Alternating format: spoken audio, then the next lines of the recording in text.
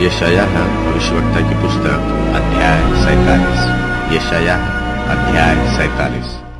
हे बाबुल की कुमारी बेटी, उतरा धूली पर बैठ। हे कस्तियों की बेटी, तू बिना सिंहासन भूमि पर बैठ, क्योंकि अब तू फिर कोमल और सुकुमार न कहलाएगी। चक्की लेकर आटा पीस, अपना घूंघट हटा और घाघरा उठा ले, और उघारी टांगों से नदियों को पार कर। तू नंगी की जाएगी और तेरी लज्जा प्रकट होगी, क्योंकि मैं बदला लूंगा और किसी मनुष्य को ग्रहण न करूंगा।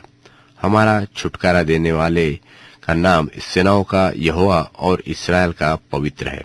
हे कस्तियों की बेटी, चुपचाप बैठी रह और अंधियारे में जा, क्योंकि अब तू राज्य की स्वामिनी न कहलाएगी। मैंने अपनी प्रजा के से क्रोधित होकर अपने निज भाग को अपवित्र ठहराया और तेरे वश में कर दिया। तूने उन पर कुछ दया न की और बूढ़ों पर अपना अत्यंत भारी जुआ रख दिया।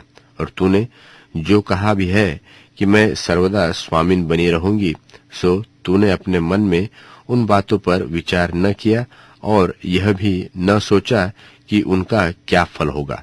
इसलिए हे राग रंग में उलझी हुई, तू जो निडर बैठी रहती है और मन में कहती है कि मैं ही हूं और मुझे छोड़ कोई दूसरा नहीं, मैं विधवा भी किनाए न बैठूंगी और न मेरे लड़के बाले जाते रहेंगे। इसलिए तू अब यह बात सुन कि ये दोनों दुख अर्थात लड़कों का जाता रहना और विधवा हो जाना अचानक एक ही दिन तुझ पर आ पड़ेगी। ये तेरे बहुत से टोनों और तेरे भारी तंत्र मंत्रों के रहते भी तुझ पर अपने पूरे बल से आ पड़ेगी। तूने तो अपनी दुष्टता पर भरोसा रखा है। तूने कहा है कि कोई मुझे नहीं देखता। तेरी बुद्धि और ज्ञान ने तुझे बहकाया है, और तूने अपने मन में कहा कि मैं ही हूं और मेरे सिवाय कोई दूसरा नहीं।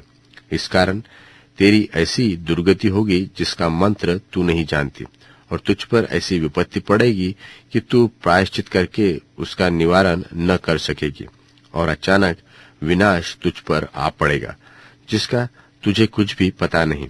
तू अपने तंत्र मंत्र और बहुत से टोनों को, जिनका तूने बाल्यावस्था ही से अभ्यास किया है, उपयोग में ला। कदाचित तू उनसे लाभ उठा सके या उनके बल से स्थिर रह सके। तू तो युक्ति करते करते थक गई है। अब तेरे ज्योतिषी जो नक्षत्रों को ध्यान से देखते और नए नए चांद को देखकर होनहार बताते हैं, वह खड़े होकर तुझे उन बातों से जो तुझ पर घटेगी तुझे बचाएंगे। देख, वे भूसे के समान होकर आग से भस्म हो जाएंगे। वे अपने ही प्राणों को ज्वाला से न बचा सकेंगे। वह आग न तो तापने के लिए अंगारा होगी, न ऐसी होगी जिसके सामने कोई बैठ सके। जिन बातों में तू परिश्रम करती आई है, वह सब तेरे लिए वैसी ही होगी, और जो तेरी युवा अवस्था से तेरे संग व्यापार करते आए हैं, उनमें से प्रत्येक अपनी अपनी दिशा की ओर चले जाएंगे, और तेरा बचाने वाला कोई न रहेगा। तेरा